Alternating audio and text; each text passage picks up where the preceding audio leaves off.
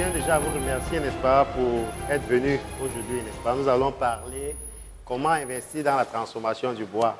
C'est un secteur précis, n'est-ce pas. C'est pas un secteur aussi large, n'est-ce pas. C'est un secteur qui demande aussi des compétences précises. La présentation d'aujourd'hui, c'est sous forme d'échange. Nous allons beaucoup échanger. Et pour cela, ça va s'articuler autour de 4 points. Le premier point, c'est vous allez vous présenter. J'ai besoin de connaître exactement qui vous êtes, quel est votre profil et qu'est-ce que vous attendez, n'est-ce pas, à l'issue, n'est-ce pas, de ce séminaire. Ensuite, je vais me présenter parce que vous devez aussi savoir qui je suis, qu'est-ce que je fais, pourquoi est-ce que je peux me placer devant vous pour parler de comment investir dans la transformation du bois. Est-ce que moi-même, j'ai déjà investi dans la transformation du bois? Et ensuite, nous allons aborder le diagnostic du secteur de la transformation du bois au Cameroun, mais qui peut se généraliser dans la sous-région parce que les problèmes sont identiques. Et par la fin, nous allons voir quels sont les axes dans lesquels nous allons investir, nous pouvons investir. Et on va vous montrer des exemples concrets, n'est-ce pas, des structures que nous avons mises sur pied et qui fonctionnent aujourd'hui et qui excellent dans des domaines bien précis de la transformation du bois. Ce que je veux, c'est que tout au long de la formation, n'est-ce pas, focalisez-vous. Quelles sont les informations que je peux avoir? Comment je peux capitaliser ces informations? C'est-à-dire, si je veux me lancer dans un investissement dans le secteur de la transformation du bois, quelles sont les informations importantes pour moi?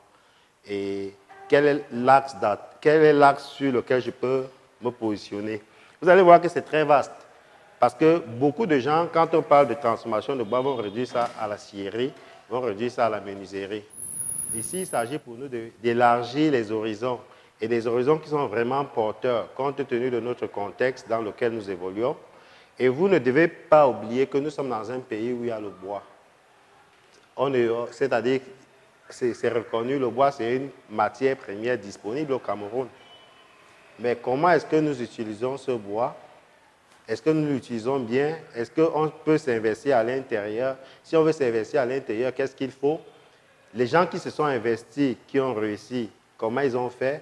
Ceux qui se sont investis, qui ont échoué, comment ils ont fait? Est-ce qu'il y a des possibilités, n'est-ce pas, dans ce secteur?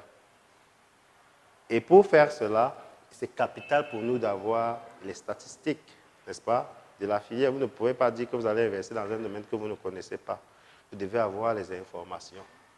Et aujourd'hui, on sait que pour investir dans un secteur, il ne faut pas être forcément expert dans ce secteur. Mais il faut chercher la compétence dans ce secteur, il faut rechercher les informations dans ce secteur.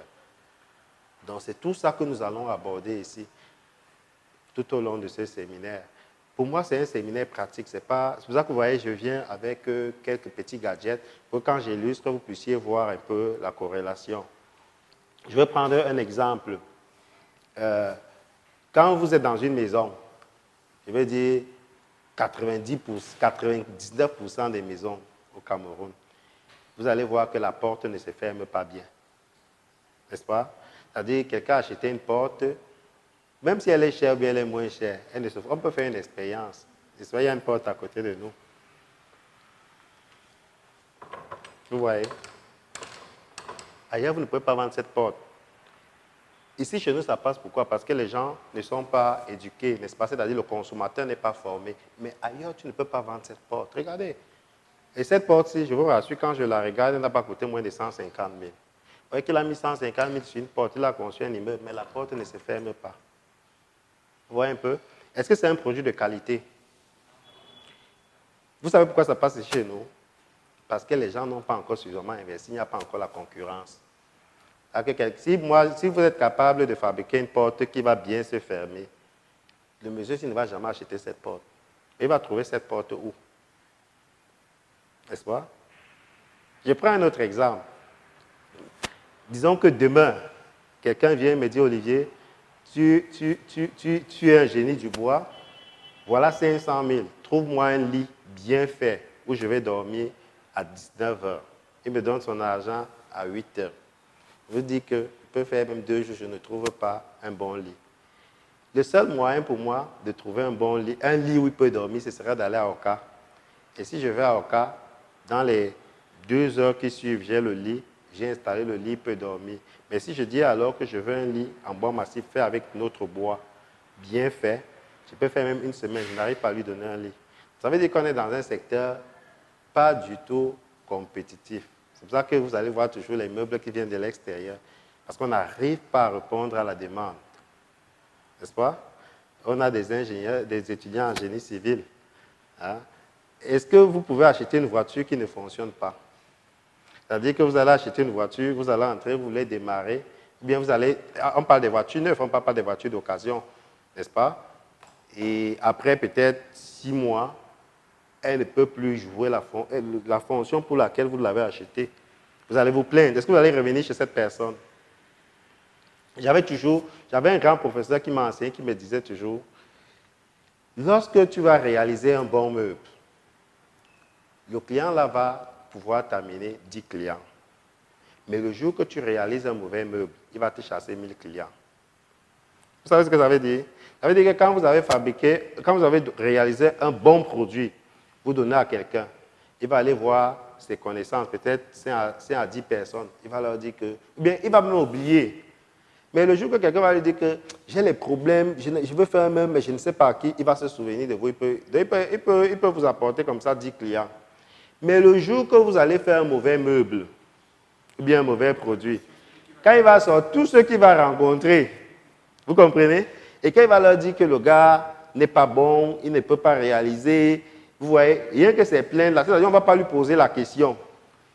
Et tout le monde va vous identifier comme quelqu'un avec qui il ne doit pas traiter. Et ça, il est en train de vous chasser 1000 clients. Alors que lorsque vous réalisez un bon ouvrage, il va vous attirer peut-être 10 clients, n'est-ce pas? Mais quand il va vous recommander, il peut vous recommander sur environ 10 personnes. Mais lorsque vous avez réalisé un mauvais produit, il est énervé, sa femme à la maison, ses enfants à la maison, tout le monde va vous connaître. Même si on ne connaît pas où vous êtes, on va savoir que telle personne-là, il n'est pas recommandable. Donc, c'est un secteur que les gens pensent saturé, mais c'est un secteur qu'il faut investir à l'intérieur. J'ai essayé de développer, si vous avez suivi un peu la publicité qui a suivi avant ce séminaire, quelques axes. Je ne reprends pas ces axes ici, n'est-ce pas? C'est-à-dire que ce séminaire, je l'oriente en fonction de vos besoins, n'est-ce pas? En fonction des besoins que vous avez exprimés.